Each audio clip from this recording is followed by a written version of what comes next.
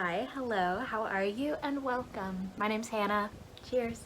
So today I thought it would be really fun if we could do a haul. As you can see, I have a lot of books beside me, and I thought it would be really fun if I could just show you all the books that I got for Christmas and for New Year's. I went a little crazy this year, I'm not gonna lie, and I did end up buying myself about 12 books.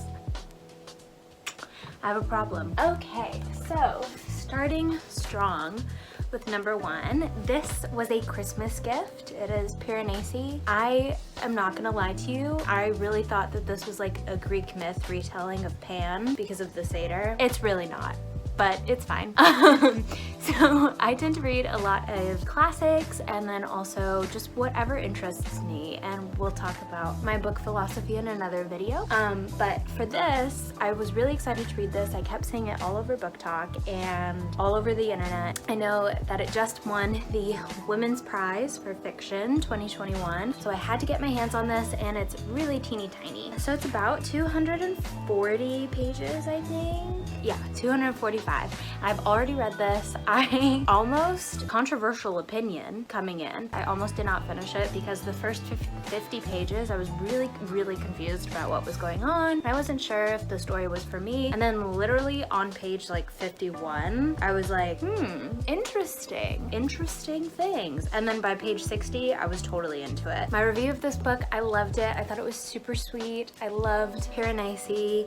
The way that he views the world is like so beautiful and so thoughtful, and I think all of us are looking for that sense of grace and that sense of empathy right now, so I completely understand. There's also like a bit of fantasy world building here. I'm sure you know about it, but I just really felt like I kind of sympathized and agreed with some of the things that Piranesi was feeling about the world that he lives in, and like sometimes we do just want to escape into a world that is beautiful and simple and magical and beyond our understanding, but also totally within our realm of understanding. And so I really ended up loving this. I give it 3.5 stars, and I'll read you the first line just in case you haven't heard it yet. Okay. Beep, beep, beep, beep, beep. The first line is, when the moon rose in the 3rd northern hall, I went to the 9th vestibule to witness the joining of the 3 tides. This is something that happens only once every 8 years. Okay, so that was 2 lines, but whatever. Book number 2. So for book number 2, I got the Labyrinth of the Spirits by Carlos Ruiz Zafon. This is a book that I just picked up kind of randomly while I was in the bookstore, and it really interested me. I love the cover of it. It's like this woman in this like magnificent, giant, stupendous library, and the cover is just so pretty. And this is about a woman named Alicia Gris, and she is like injured during the Spanish Civil War in 1938, and 20 years later she's working for like a division of Franco's secret police investigators, etc. She's like not quite, hang on, whoa, there's a dog hair in my mouth. She's not quite a police officer, she's like an investigator and kind of like a police adjacent, and she's on her way out. She wants to be done with this, but she gets sucked in for one more case, and it's amazing. There's like a lost book, a whole conspiracy theory. It's literally, The Guardian on the back says that it's a genre-crossing delight. Ruiz Zafon's trick is to have linked multiple genres, fantasy, historical, romance, police procedural, and political through prose of atmospheric specificity, and like I can't sum it up better than that. It's literally so good. This is a chunker. It is 800 pages, just a little over 800. I know that people have a fear of big books. I don't really have a fear of big books. I know that they can be a little intimidating, and sometimes it feels like you're never gonna get through it, but if a book is written really well, it doesn't matter the size of it because you'll speed through it anyways. So I love this. I am a huge fan. This is also part of a series. I think it's the 2nd installment in a series, but you don't have to read it in chronological order. From what I've understood, there are certain characters that may like come into the worlds of the other 3 other books, but you don't have to read them in order. It's all just kind of a world, and you can read at your leisure. So anyways, I'm really enjoying this so far. I'm only 240 pages in, but I would give this a 4.75, maybe 5 stars, because it is just, it's so good. There is a prologue before this, so I'm just gonna read the first line of the first chapter. He was woken by the roll of the sea. Oh! When he opened his eyes, the stowaway perceived a darkness that seemed to stretch into infinity. Wow. Okay, so the next book that I got myself is The Lover by Marguerite Duras. I actually read this in high school and I gave a copy to my best friend, and she gave it to her partner at the time, and I have yet to get it back, so I just went ahead and bought myself a new copy. Plus I wanted to reread it now that I'm a little bit older. I have graduated college and I'm not in high school, and like I'm a grown-ass woman now, so yeah. Just wanted to reread it. Also, how beautiful is this cover? Like, wow, it's giving 1920s gorgeousness. The story of a tumultuous affair between an adolescent French girl and her Chinese lover, who is much older. It takes place in the waning days of France's colonial empire. That's what the blurb says. Like, the writing style is so sparse but so effective, and I remember, like, as a 15-year-old up in my feelings, being like, oh, Lolita sucks, I want like the female perspective. And so sorry Nabokov, but it's true. And so I picked this up. It's also nice because it's literally like 100 pages, like, yeah, 117 pages. It's tiny. You can read it in an afternoon, or in a couple of days, because reading speed doesn't matter. So the first line is, one day I was already old. In the entrance of a public place, a man came up to me. He introduced himself and said, I've known you for years. Okay, so my next book is The Old Man and the Sea. I've actually never read this, so I'm very excited to get into it. I have read some Hemingway before. I read A Farewell to Arms back in high school, and it's a very special book to me because I love sad stuff. To imitate my favorite drag queen, Katya, Bain. Yeah, I love sad stuff. A Farewell to Arms is gorgina. It is so sad, but I haven't read The Old Man and the Sea, and I wanted to read this because I like to mix it up, do some modern classics with some fiction, with some non-fiction, with, you know, whatever I want. And I think it's important that we don't get stuck in like a certain genre. Like, mini rant here for a second, but like, it is really, really cool to have a genre that you love and that feels like comfort, but it's also really cool to just like explore other things. So I encourage you, if you're gonna read along with me, to explore other genres that maybe you wouldn't have thought that you had liked, and just get more perspective, because there's nothing wrong with having a lot of different perspectives at your disposal. That's the joy of reading. Like, it brings so many more lives lived into your life, and you can understand so many more things and be a lot more empathetic to your fellow man. And I think that is especially important in these trying plague times, where especially in the first year of the old plague, we really saw that people were missing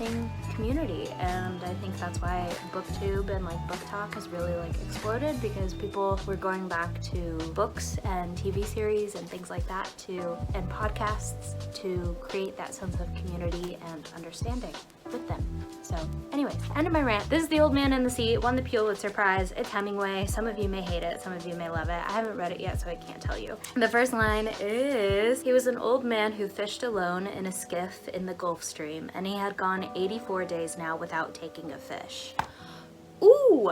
So, moving on. The next book that I bought myself is Conjure Woman by Afia Atakora. This is super exciting. I've seen this all over the place with like dark, witchy fantasy. Not like fantasy, but like witchy vibes. I'm not the biggest fantasy person myself, but I love witches. Like any dark academia freak, and also like most feminists, I love witches. So this gorgeously written novel brings history vividly to life as it tells the story of three remarkable women. Miss May Bell is a wise midwife believed to be gifted at both healing and the conjuring of mysterious curses.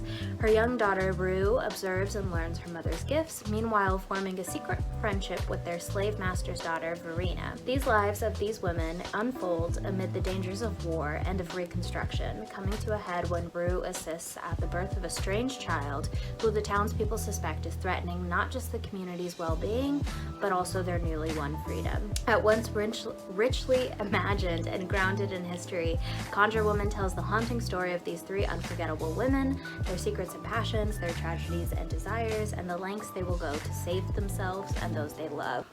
I'm so excited to dig into this. A book that I got, since we're on this little witchy trend, is Becoming Dangerous. This is nonfiction. It's a collection of essays, primarily edited by Katie West and Jasmine Elliot, with a foreword by Kristen J. Soleil. This is called Witchy Femmes, Queer Conjurers, and Magical Rebels Becoming Dangerous. I'm not gonna lie, I bought this because of the cover. I love queer theory. I love like race theory, critical race theory. You can fight me on it, but I'm not gonna listen. So I saw this and I loved it. I feel like especially with the new year, it's a really good time to just like get focused and remember who you are, especially if you haven't had a really great year. Last year wasn't super great for me. I'm hoping this year is better. I'm also not a big like New Year's person, but I just feel like there's a sense of hope with 2022 despite all of our plague situations and such. So I just wanted to grab this and like reinvigorate my own sense of femininity and my own understanding of power and beauty and how that all connects to each other. And also like for all of us people who love getting transported into another world, don't we love like the dangerous woman? I mean, hello, Ariana. Anyway, so I'm very excited about this. The first line of the introduction says, the difference between the witch and the layperson is that a witch already knows they're powerful. I love that. Okay, so the next book that I got is To Keep the Sun Alive by Rebeah Gaffari. As you can see, I like to diversify my writers. I don't want to read like all just American writers or all just like writers of a single background. I really like to switch it up, diversify. So, To Keep the Sun Alive, this is a story set in 1979 during the Iranian Revolution in the northeastern city of Naishapur, where a retired judge and his wife, Bibi Khanum, continue to run their ancient family orchard, growing apples, plums, peaches, and sour cherries. The judge and his wife mediate disputes between family members that foreshadow the national crisis to come. Will the monarchy survive the revolutionary tide gathering across the country? Will the judge's brother, a powerful cleric, take political control of the town or remain only a religious leader? And yet, life goes on. Bibi Khanum's grandniece secretly falls in love with the judge's grandnephew and dreams of a career on the stage. That's me! I have a career on the stage. His other grandnephew withers away on opium dreams. A widowed father longs for a life in Europe. A strained marriage slowly unravels. The orchard trees bloom and fruit as the streets in the capital grow violent. And then there's a once-in-a-lifetime solar eclipse set to occur on one of the holiest days of the year, which causes the family and the country to break. Told through a host of unforgettable characters ranging from servants and young children to intimate friends, To Keep the Sun Alive reveals the personal behind the political, reminding us of the human lives that animate historical events. I'm so excited for this. Like I said, the personal motivates the political. It does. I was listening to a podcast earlier today that was talking about The View with I think it was on It's Been a Minute with Sam Sanders, and he was talking about how The View has like revolutionized American politics and the way that we access our political news and the way that we want, like, we prefer drama and opinion over fact necessarily. The argument, expose, etc. was a lot more in-depth than what I just said, but I'm on a theme. Okay, so our next book is The Runaways by Fatima Bhutto. I was really drawn to this by the cover, also Viet Thanh Nguyen, the author of The Sympathizer, which I believe won a Pulitzer Prize back in 2016, maybe I don't know, recently, has said that this is a novel for our difficult times, and I am here for it. She's a little chunkier. This is The Runaways, it's fiction, and the cover reads, how do three young people, all with Pakistani backgrounds, but coming from very different worlds, wind up face to face in a jihadi training camp on the edge of Mosul. Anita is a denizen of Karachi's biggest Anita is a denizen of Karachi's biggest slum, contending with the everyday indignities of poor girls. Monty belongs to Pakistan's private school elite, but an angry and alluring classmate awakens him to the emptiness of his pampered life. Sunny has grown up in the south of England, navigating immigrant parent expectations and adopted country racism. The Runaways follows these remarkable characters through journeys shaped, like so many coming-of-age stories today, by dislocations of inequality, the breakdown of community, and the siren songs of religion and social media. Wow. I'm ready.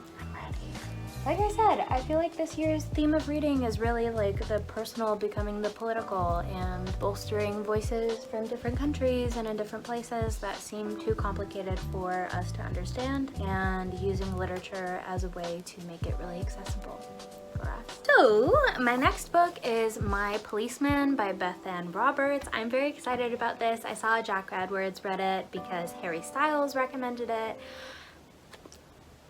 I love Harry Styles. Anyways, and he liked it. He was a really big fan, and so I was like, oh, I better get a copy. And now Olivia Wilde is directing the film, and Harry Styles is in it, and my friend actually just auditioned for it to play the wife. So fingers crossed. Hopefully she gets it. I'm really excited for her.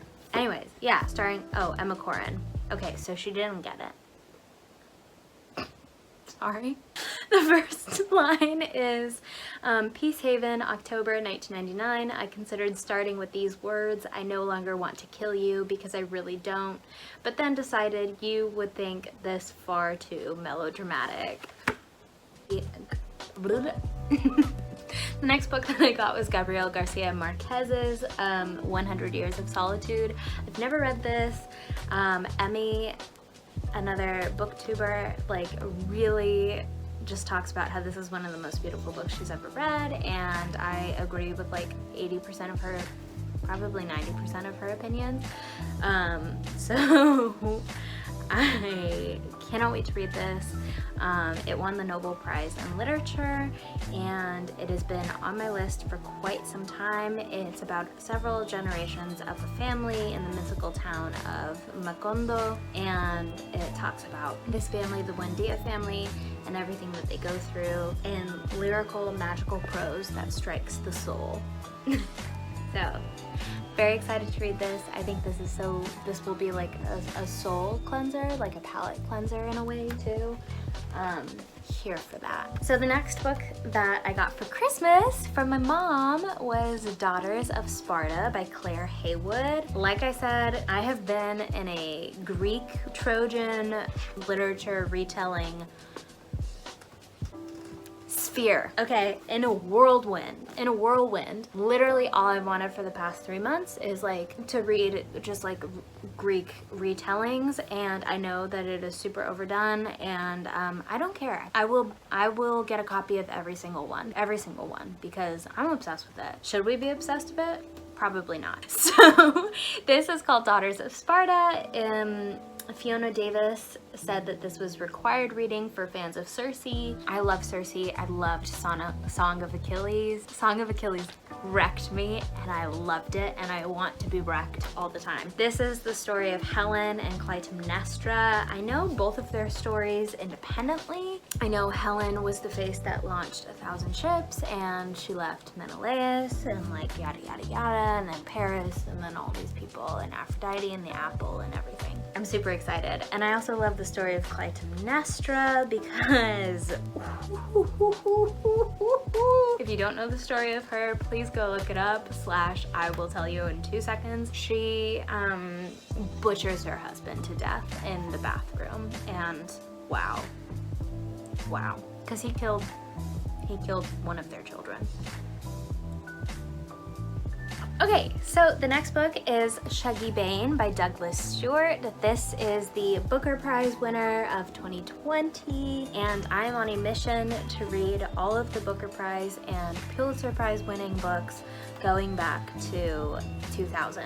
So 2 decades now of books. I really just want to see what literature has shaped our society and our understanding of art and humanity. So this book is by Douglas Stuart, and it tells the story of Hugh, or Shuggie Bain, a sweet and lonely boy who spends his 1980s childhood in rundown public housing in Glasgow, Scotland, taking care of his beloved and beautiful mother Agnes, who is also experiencing alcoholism. And this was a finalist for the National Book Award, finalist for the Kirkus Prize, shortlisted for the Center for Fiction First Novel Prize, and longlisted for the Andrew Carnegie Medal of Excellence in Fiction. I cannot wait to read this. I along with working in the theater, I also work with kids, and I also work with kids who have special needs and who have been in difficult situations before. So I love reading anything that's from a child's perspective or a young person's perspective that can be reflective and tell me a little bit more about what I can do to support those kids coming with whatever background that they're walking in to class or to their appointment with me. Very excited for this. The first line is, "The day was flat." I love it. This video literally feels like it is 47 years long, but I promise we are almost done. So the next book that I got as a Christmas present, again from my mom, was Outline by Rachel Cusk. I am so excited for this book. I have been wanting this for a very long time. Again, Jack Edwards, I believe, recommended it in a video. I cannot wait to read it. It is a story about a woman who has all these friends. What? I don't know what I'm saying. Outline is a novel in 10 conversations. Spare and lucid, it follows a novelist teaching a course in creative writing over an oppressively hot summer in Athens. She leads her students in storytelling exercises. She meets other writers for dinner. She goes swimming in the Ionian Sea with her seamate from the plane. The people she encounters speak volubly about themselves, their fantasies, anxieties, pet theories, regrets, and longings, and through these disclosures, a portrait of the narrator is drawn. By contrast, a portrait of a woman learning to face a great loss. I'm so ready for it. I love the conch shell. We can talk about my review of this book a little bit later in the year. It is pretty tiny, only I would say like 180 pages, 247 pages. Don't listen to me. And the first line is, "Before the flight, I was invited for lunch at a London club with a billionaire I'd been promised had liberal credentials." Tea. Alrighty, so apologies for the forever long video, but this is just what it is. The next book that I got is Madam by Phoebe Wynne. This is so beautiful. I mean, look at the cover. This is supposed to be a gothic story of a school in Scotland, and this woman named Rose Christie is a 26-year-old classics teacher, and she goes to this school, Caldenbray, as the new head of department and the first new hire of the school in over a decade. In the sleeve, it says, "They want our silence, they want our obedience, let them see our fire burn." Ha! Drama! As she is teaching and taking on this position, at this institution that is very prestigious, she realizes that it's a super elitist school, and she's struggling to reconcile her modernist beliefs with her commitment to educating girls for the future.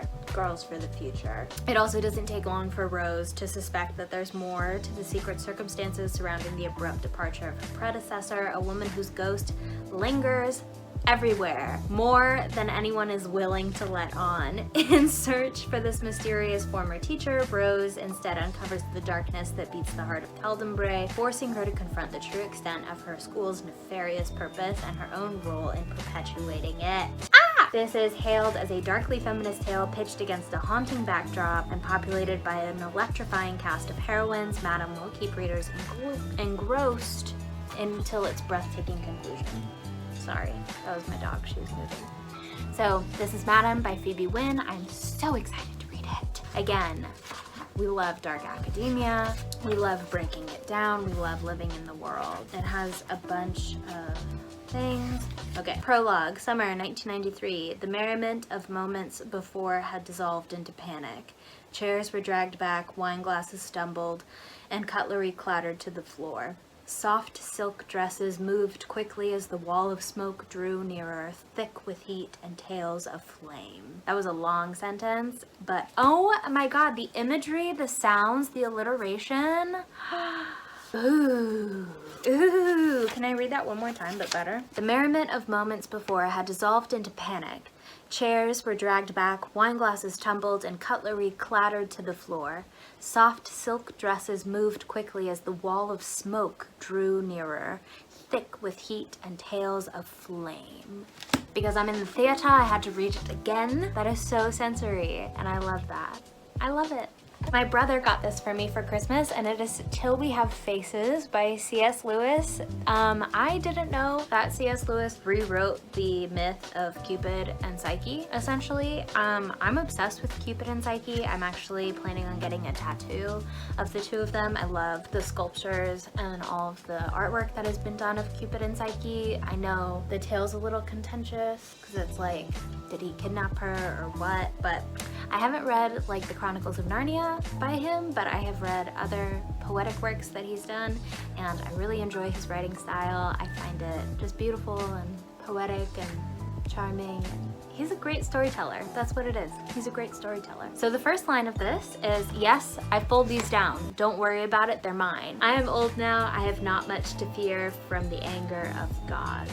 Whoa. So the next book that I got, also from my mom, is Sister Song by Lucy Holland. I'm into mythological retellings of mythology. So this is about old British myth, I believe. Yeah, it's a beautiful reimagining of an old British folklore ballad. Ooh, I'm so ready. So in the ancient kingdom of Dumnonia, there was old magic to be found in the whisper of the wind, the roots of the trees, and the curl of grass. King Kador knew this once, but now the land has turned from him, calling instead to his 3 children. Riva can cure others, but can't seem to heal her own deep scars. Been there. Keen battles to be accepted for who he truly is, the king's son. And Cinna dreams of seeing the world and of finding adventure. All 3 fear a life of confinement within the walls of the hold, their people's last bastion of strength against the invading Saxons. However, change comes on the day ash falls from the sky. It brings with it Myrddin, meddler and magician, and Tristan, a warrior whose secrets will tear them apart. Riva, Keen, and Cinna, 3 siblings entangled in a web of treachery and heartbreak who must fight to forge their own paths. Their story will shape the destiny of Britain. Whoa. Ooh, whoa, whoa, whoa, whoa, whoa, whoa. Oh my god. So this is called Sister Song, and the first line, ooh, one of the first dedications is from Zora Neale Hurston, and wow, love her. There is no agony like bearing an untold story inside you. Whoa. Okay, so the first line in this book after the dedications page is Imbolc, a festival celebrating the end of winter. I will tell you a story from Keen. Ooh, I'm so excited. So excited. My mom's mom is Welsh, and I love like the history of pre-England. So the history of like the Celts, the Vikings, the Saxons, the Bretons, like all of it. Right now I'm currently watching The Last Kingdom, which is all about Uhtred, who's like a made-up warrior during like a real time in history from Ethelred. King Ethel something. So the last book that I got, I honestly, this threw me for a loop. I think a lot of my family knows that I like to read, and my grandma got me State of Terror by Hillary Rodham Clinton and Louise Penny. I don't know. I don't know. I guess it's supposed to be like a political thriller, loosely based on like real times, but it's like, I don't know. Maybe we'll get to this year. I'm not sure. I'm really grateful that this was gifted to me. I love being gifted books, and I think it's very magical to like get somebody a gift, and we'll see. Maybe I'll like it. We love suspense, so maybe we'll just read it for suspense. Who knows? The first line is, Madam Secretary, says Charles Boynton, hurrying beside his boss as she rushed down the mahogany road to our office in the State Department. Okay, honestly, I'm a little intrigued with that first line. I'm a little intrigued because I do love suspense, and here are the 2 ladies on the back.